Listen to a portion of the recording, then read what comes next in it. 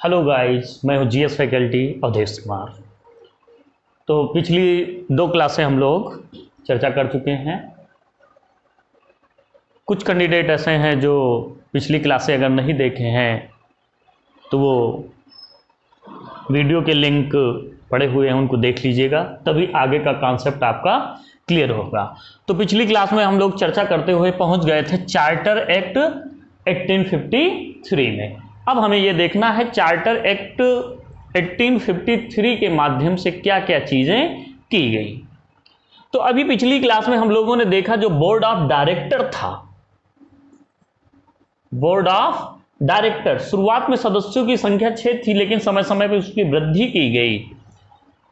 इस एक्ट के द्वारा यह किया गया, बोर्ड ऑफ डायरेक्टर के सदस्यों की संख्या 24 से घटाकर 18 कर दी गई। कितनी कर दी गई?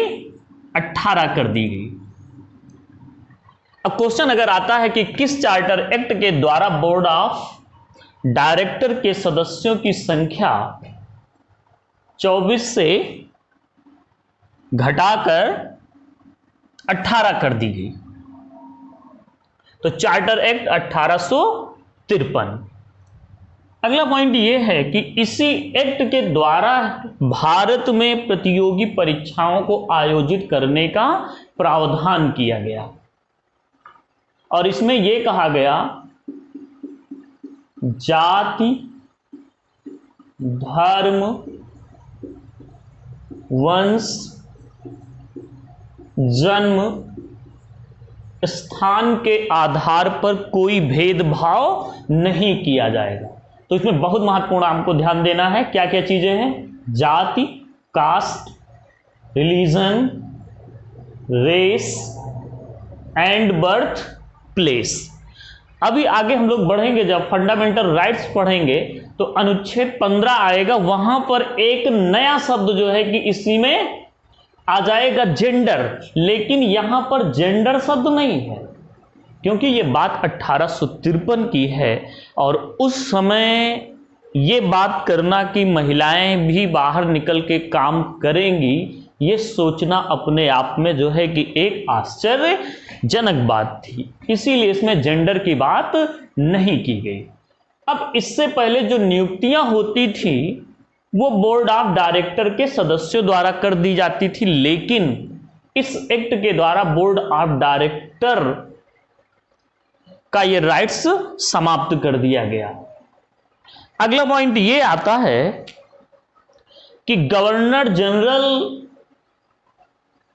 की परिषद, हम लोगों ने देखा था चार्टर एक्ट 1853, और इससे पहले हम लोग 1833 का चार्टर एक्ट देख चुके हैं, जिसमें यह देखा था कि भारत का governor general Lord William Bentinck बने, और लॉर्ड विलियम बेंटिक जब बने थे, उनकी कार्यकारिणी में एक विधि सदस्य अपॉइंटमेंट हुआ था, और ये थे लॉर्ड मैकाले, और इस चार्टर एक्ट के द्वारा इस सदस्य को स्थायी कर दिया गया।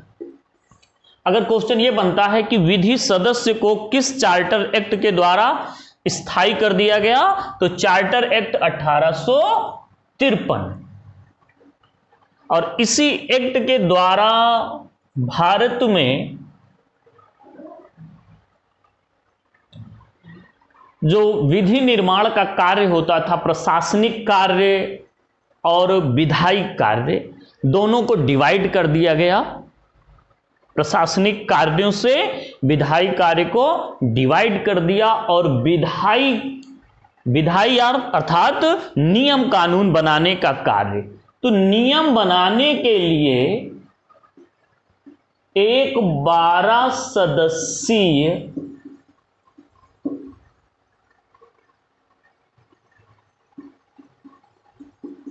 केंद्रीय विधान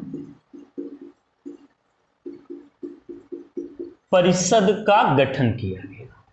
कितने सदस्य?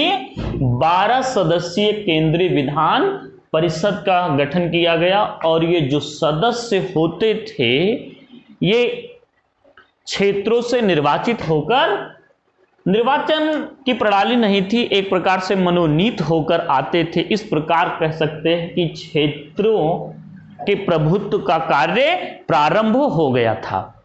और इसी के बाद जो अगला चार्ट एक्ट आता है, भारत शासन अधिनियम 1858, भारत शासन अधिनियम 1858।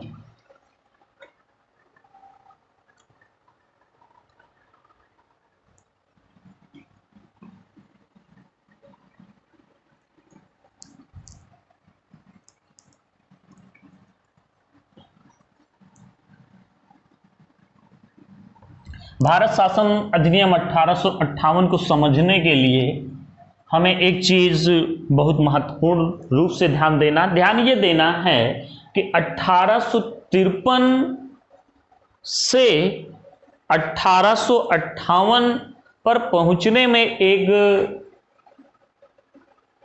क्रांति हुई, जिसे बोला जाता है 1857 की क्रांति। 1857 की क्रांति फर्स्ट इंडिपेंडेंस वार। फर्स्ट इंडिपेंडेंस वार के बारे में चर्चा जो है कि हम लोग मॉडर्न हिस्ट्री में चर्चा करेंगे।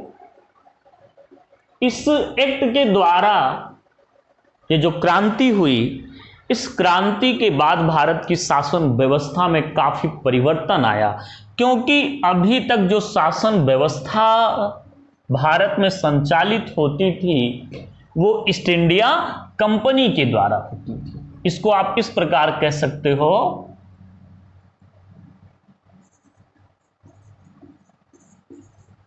ईस्ट इंडिया कंपनी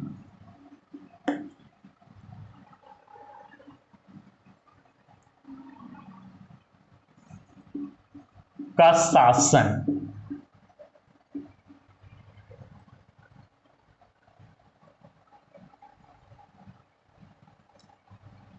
एटीन 1858 तक, और इसके बाद शुरू होता है ताज शासन।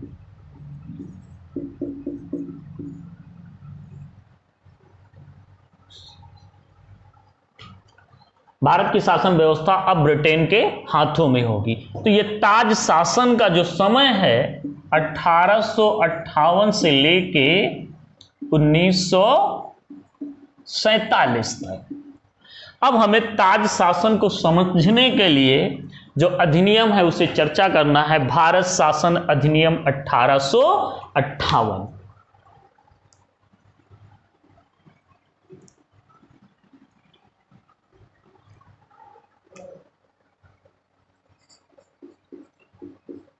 भारत शासन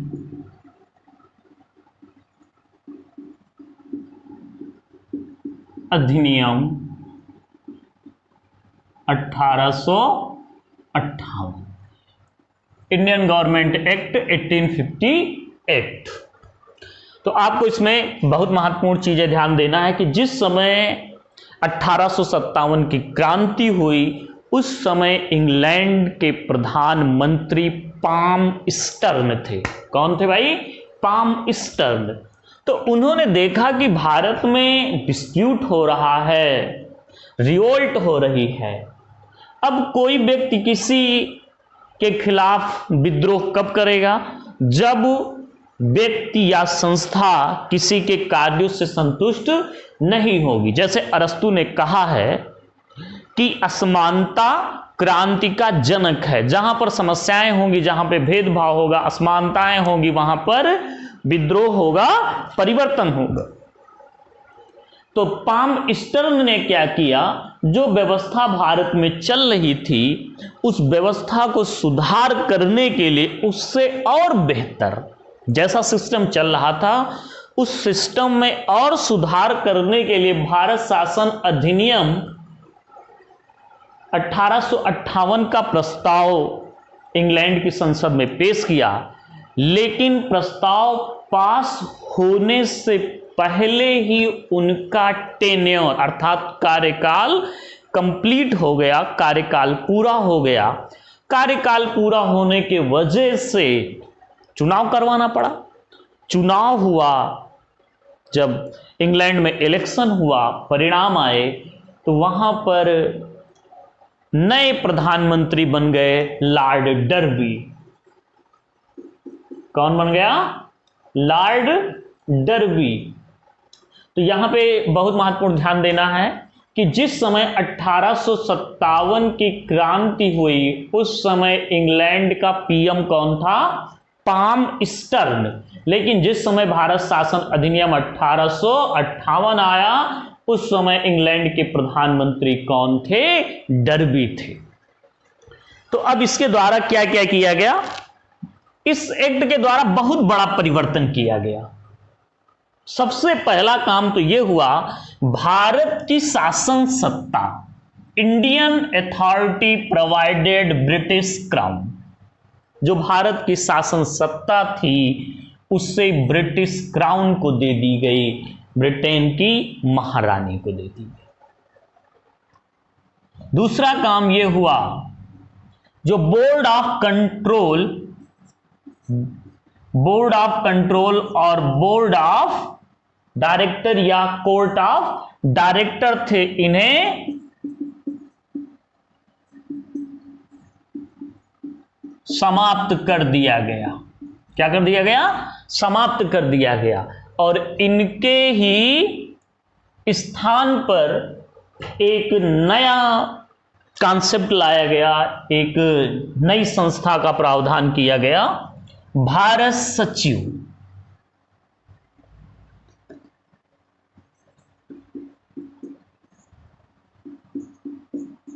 भारत सचिव या भारत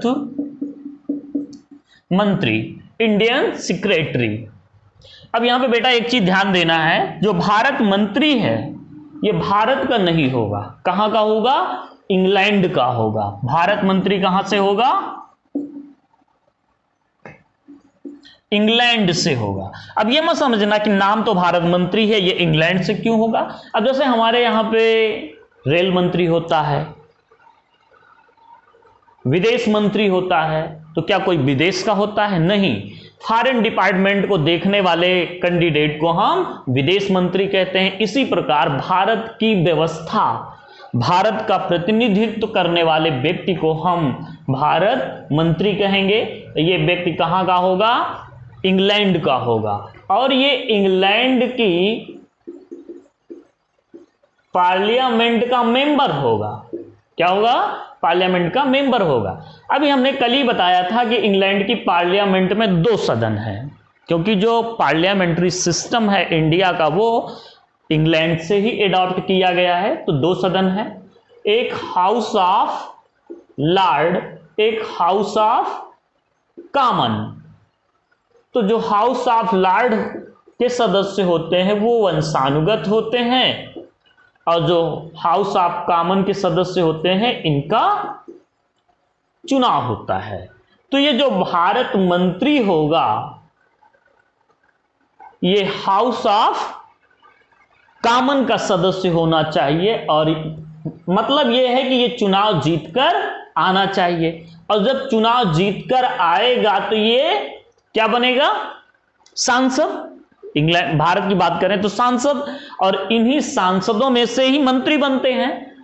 तो जो वहां का पार्लियामेंट का मेंबर होगा वो मंत्री होगा, और इस मंत्री को ही क्या बनाया जा सकता है? भारत मंत्री, इंडियन सेक्रेटरी। अब इंडियन सेक्रेटरी को सलाह देने के लिए, सुझाव देने के लिए एक नई संस्था बनाई गई, इंडियन काउंसिल, भारत परिषद। बोर्ड ऑफ कंट्रोल और बोर्ड ऑफ डायरेक्टर को समाप्त करके उनके स्थान पर भारत सचिव नामक पद की व्यवस्था की गई। और जो भारत सचिव होगा ये इंग्लैंड की पार्लियामेंट का मेंबर होगा। मेंबर होने के साथ साथ कैबिनेट का भी सदस्य होगा, मंत्री होगा। इंडियन काउंसिल,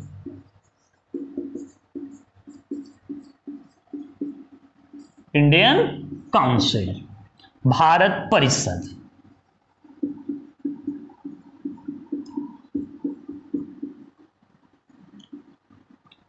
और इस इंडियन काउंसिल में 15 सदस्य होंगे। इंडियन काउंसिल में कितने सदस्य होंगे? 15 सदस्य होंगे। और इन 15 सदस्यों में से 8 मेंबर नॉमिनेट बाय किंग, 8 सदस्य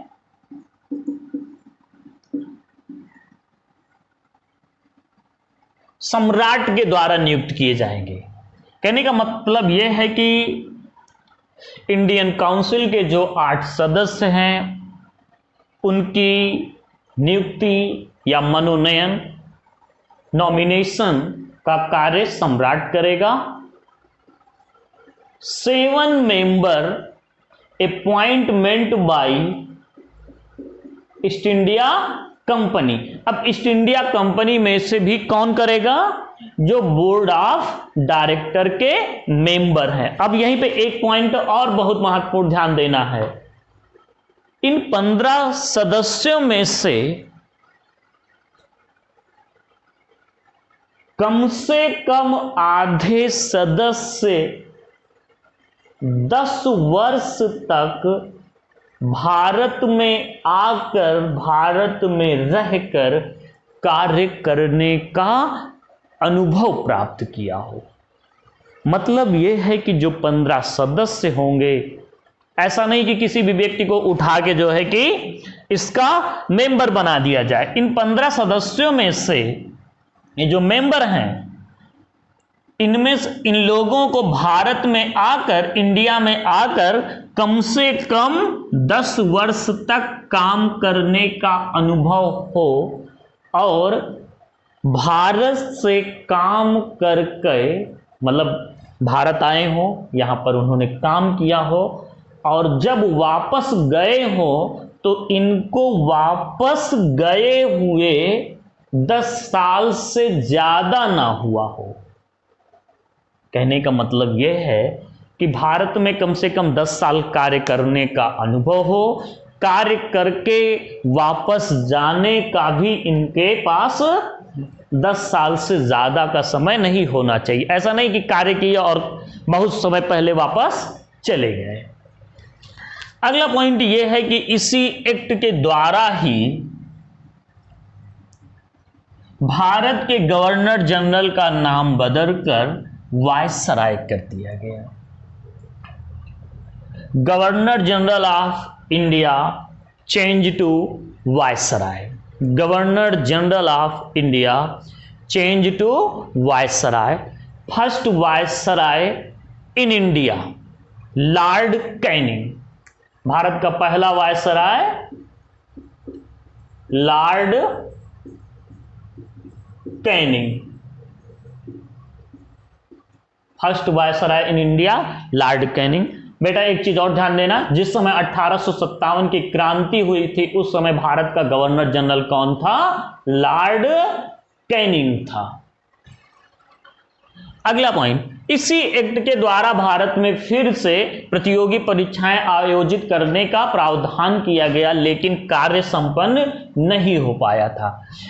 provision the conduct competitive exam in India but not conduct competitive exam in India. प्रावधान किया गया लेकिन आयोजन नहीं किया गया। इसी के बाद जो अगला चार्टर जो है कि अगला जो अधिनियम आता है, भारत शासन अधिनियम, भारत परिषद अधिनियम, इंडियन काउंसिल एक्ट 1861।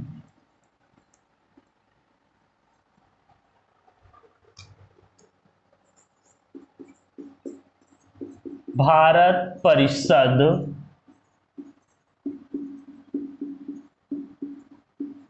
अधिनियम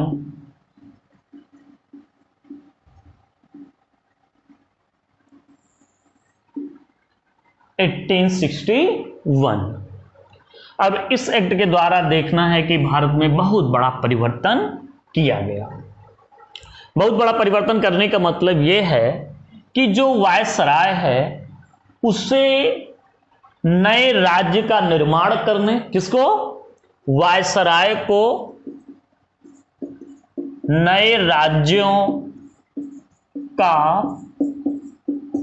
निर्माण एवं सीमा में परिवर्तन करने का अधिकार दे दिया गया। इसी एक्ट के द्वारा अध्यादेश, ऑर्डिनेंस, ऑर्डिनेंस क्या है? इस एक्ट से पहले आपने कई चीजें देखा, भारत में समस्याएं आई। उन समस्याओं का निराकरण के लिए, चाहे वो इमरजेंसी कंडीशन हो या जो भी प्रॉब्लम हो, उस प्रॉब्लम को सॉर्ट आउट करने के लिए वायसराय को ये राइट्स दिया गया कि अगर कोई इमरजेंसी है या कोई प्रॉब्लम क्रिएट हो गई है तो उस समस्या से निजात पाने के लिए अगर कुछ नियम कानून की जरूरत है तो आप नियम कानून बनाकर उसे सॉर्ट आउट कर सकते हैं, और जब भी सदस्य वापस आएंगे उसे पास कर देंगे या समाप्त कर देंगे। पास हो या समाप्त हो, लेकिन यह अध्यादेश जिस समय लागू किया गया, लागू करने से लेकर 6 माह तक, लागू होने की डेट से लेकर 6 माह तक जो है कि प्रभावी रहेगा, और इस 6 माह के अंदर समस्याओं का निराकरण किया जा सकता है। अगला point, start the budget system in India. Bharat में बजट व्यवस्था की शुरुआत की गई। तो ध्यान दीजिए,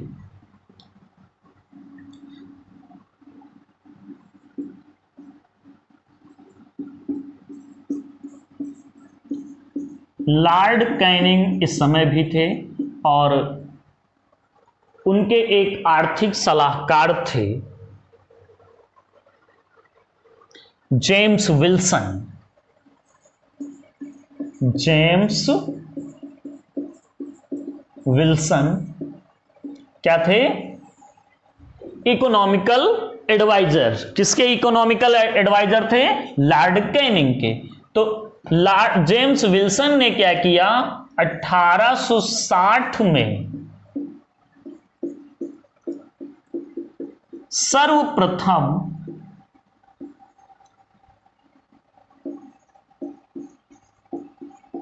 लेखा जोखा प्रस्तुत किया।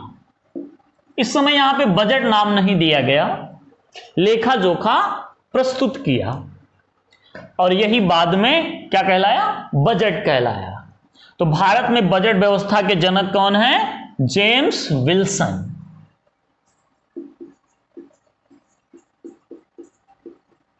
बजट व्यवस्था के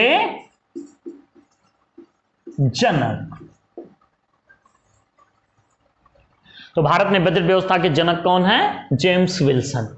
अब यहां पे एक कुछ कॉमन जानकारी ध्यान दीजिए। बजट शब्द किस भाषा का है? बजट शब्द फ्रांसीसी भाषा के बूजे शब्द से बना हुआ है, जिसका अर्थ है चमड़े का थैला। क्योंकि सर्वप्रथम इंग्लैंड के फर्स्ट प्रधानमंत्री चार्ल्स वालपोल चमड़े के बैग में लेखा जोखा लेकर उपस्थित हुए, तभी पार्लियामेंट के जो सदस्य थे उन्होंने मजाक करते हुए कहा कि बूजे ओपन किया गया, बूजे खोला गया, और यही शब्द परंपरागत बढ़ते हुए बूजे से बजट बन गया। तो बजट का अर्थ क्या है? चमड़े का। टेक्निकल टीम,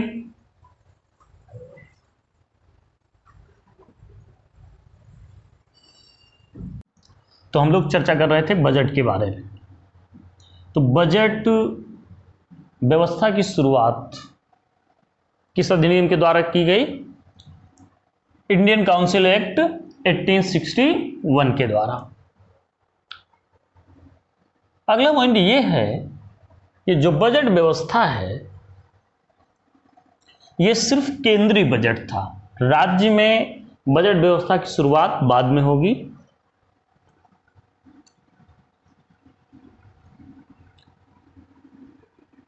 उन्नीस सौ 21 में एकवर्थ कमेटी का गठन किया गया और इस कमेटी के सुझाव पर 1924 में आम बजट से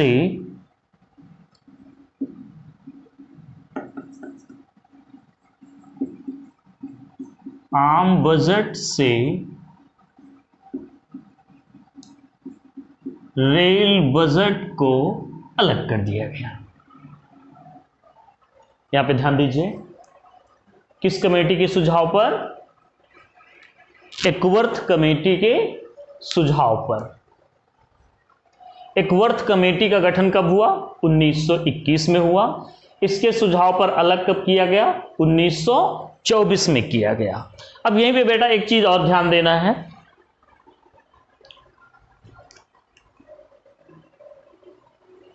विवेक देबो राय समिति के सुझाव पर, विवेक देबो राय समिति के सुझाव पर सन 2017 में आम बजट और रेल बजट को फिर से एक कर दिया गया। कब किया गया? सन 2017 में। किसके सुझाव पर? विवेक देबो राय कमेटी के सुझाव पर। तो आपने इसमें क्या देखा? बजट की व्यवस्था। अगला पॉइंट यह है कि जो जेम्स विल्सन थे,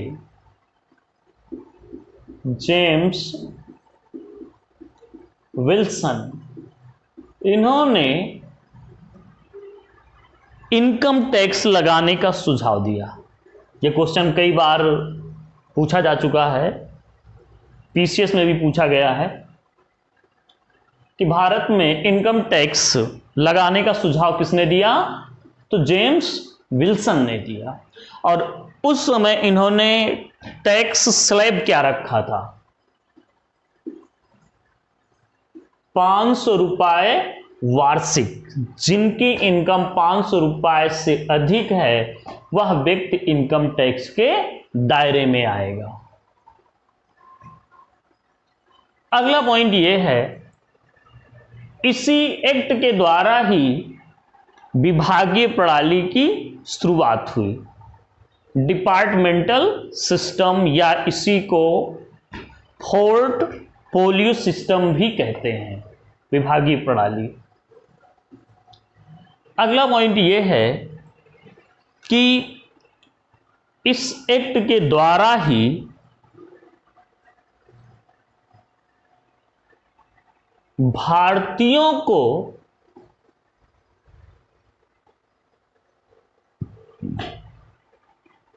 मतलब यह है कि जो विधान परिषद बन गई थी, इसमें कुछ भारतीय सदस्यों को मनोनीत करने की व्यवस्था प्रारंभ की गई।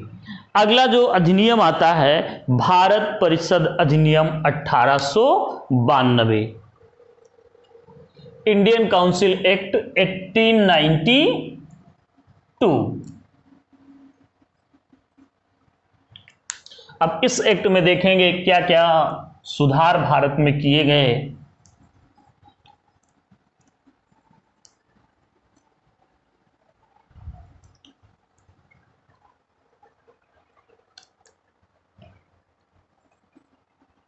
Start the indirect election system in India. Bharat में अप्रत्यक्ष चुनाव की शुरुआत क्या किया गया? भारत में अप्रत्यक्ष चुनाव की शुरुआत हो गई।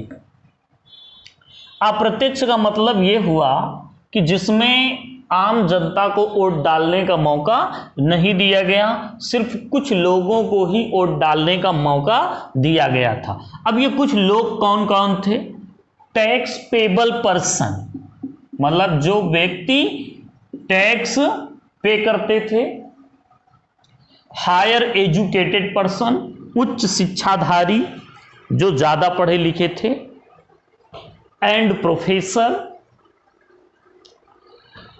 लोकल गवर्नमेंट मेंबर, स्थानीय स्वशासन के सदस्य। यहां पर एक चीज आप ध्यान दीजिए, स्थानीय स्वशासन।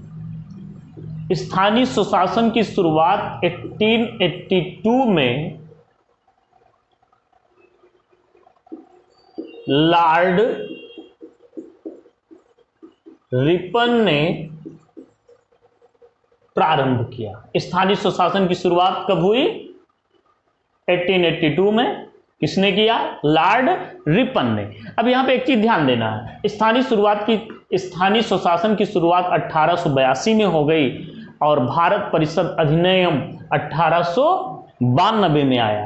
तो यह किया गया कि जो स्थानीय स्वशासन के सदस्य होते थे, जो चुनाव जीत के आते थे, उनको भी वोट डालने का मौका दिया गया। तो आपको याद रखना है कौन कौन वोट डालेगा?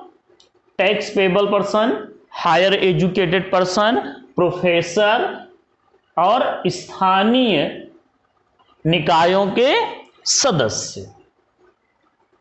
अगला पॉइंट यह है कि इस व्यवस्था में जब चुनाव होना शुरू हुआ तो कुछ भारतीय सदस्य भी चुन के आते थे और कुछ अंग्रेज सदस्य भी चुन के आते थे। तो भारतीय सदस्यों को बजट पर सिर्फ विचार विमर्श करने का अधिकार दिया गया था, वोटिंग करने का अधिकार नहीं दिया गया था। इसको इस प्रकार कह सकते हो, Indian members provided only discussion rights not voting rights on budget. भारतीय सदस्यों को बजट पर विचार विमर्श करने का अधिकार दिया गया, लेकिन उन्हें वोट करने का अधिकार नहीं दिया गया। तो इसमें आपको दो चीजों की ध्यान देना है। अप्रत्यक्ष निर्वाचन प्रणाली की शुरुआत हो गई और भारत में जो बजट व्यवस्था है उस पर भारतीय सदस्यों को विचार विमर्श करने का अधिकार दिया गया और वोट करने का अधिकार नहीं दिया गया। अगला अधिनियम है मार्ले मिंटो सुधार अधिनियम। मार्ले मिंटो सुधार अधिनियम।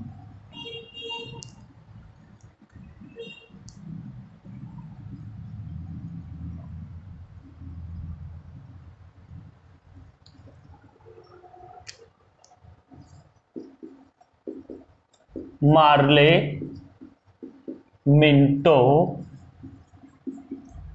सुधार अधिनियम 1909। अब यहां पे ध्यान देना है,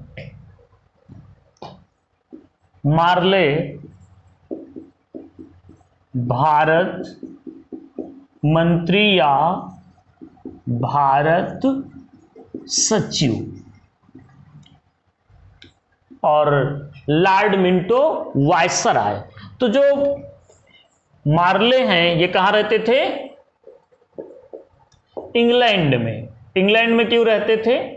क्योंकि ये इंग्लैंड की पार्लियामेंट के सदस्य थे और इंग्लैंड के मंत्रिपरिषद में भी शामिल होते थे। वायसराय कहां रहते थे? भारत में, क्योंकि भारत की शासन व्यवस्था देखने की जिम्मेदारी किसके पास थी?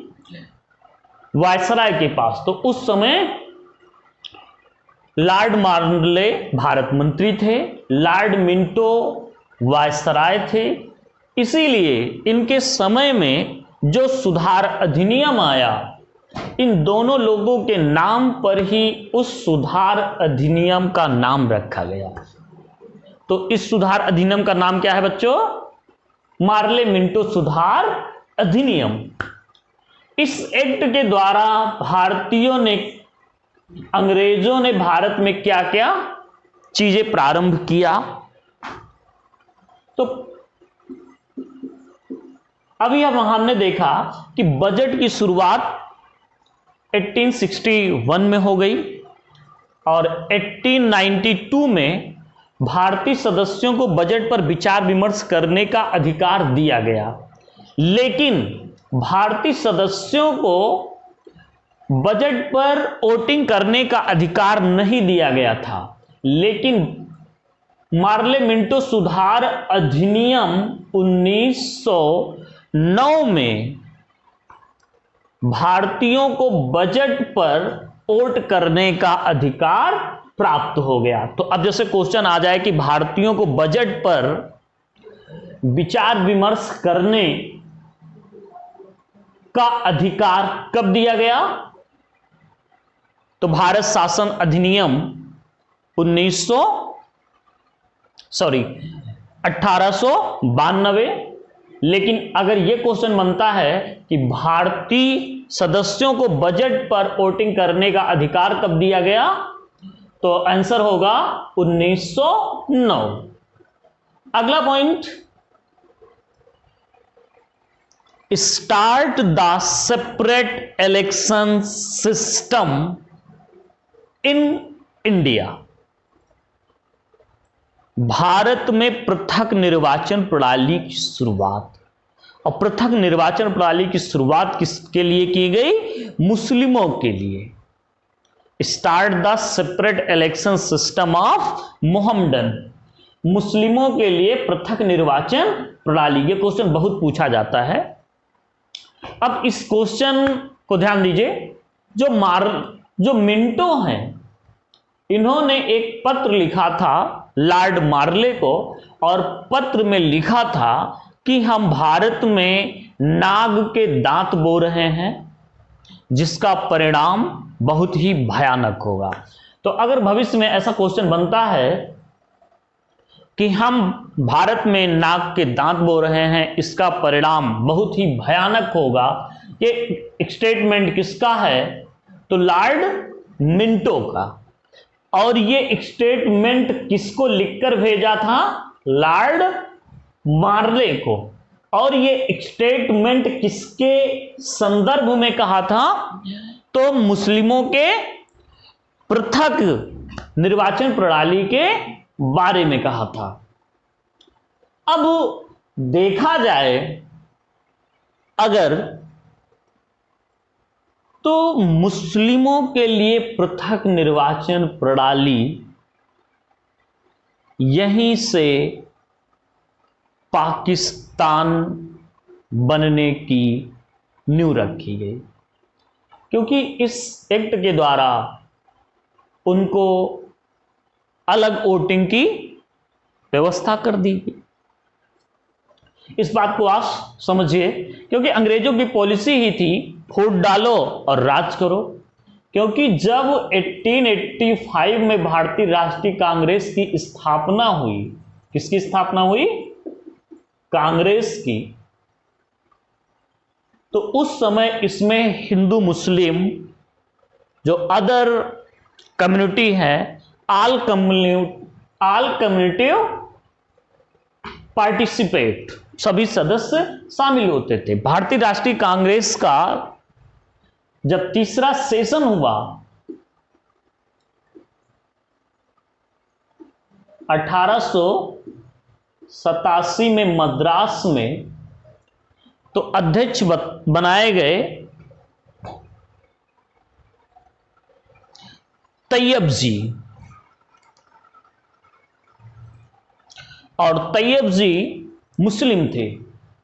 भारतीय राष्ट्रीय कांग्रेस के प्रथम मुस्लिम अध्यक्ष तैयब जी।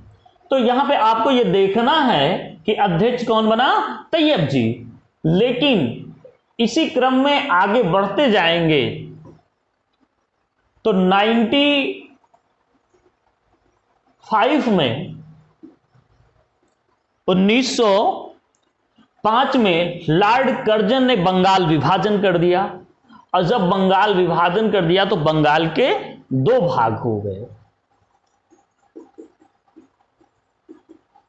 पूर्वी बंगाल और पश्चिम बंगाल। पूर्वी बंगाल प्रेजेंट टाइम का बांग्लादेश, पश्चिम बंगाल प्रेजेंट टाइम का पश्चिम बंगाल। तो यहीं से विभाजन शुरू हुआ। इसी क्रम में और आगे बढ़ते जाइए, देखिए 1906 में अंग्रेजों के आर्थिक सहायता से मुस्लिम लीग का गठन हुआ, और 1909 में जाकर अंग्रेज उनके लिए सेपरेट इलेक्शन सिस्टम की शुरुआत करते हैं। तो ये एक प्रकार से अंग्रेजों की चाल थी, फूट डालो और राज करो। अगला अधिनियम है मॉन्टेग्यू चेम्सफोर्ड सुधार अधिनियम। Technical team,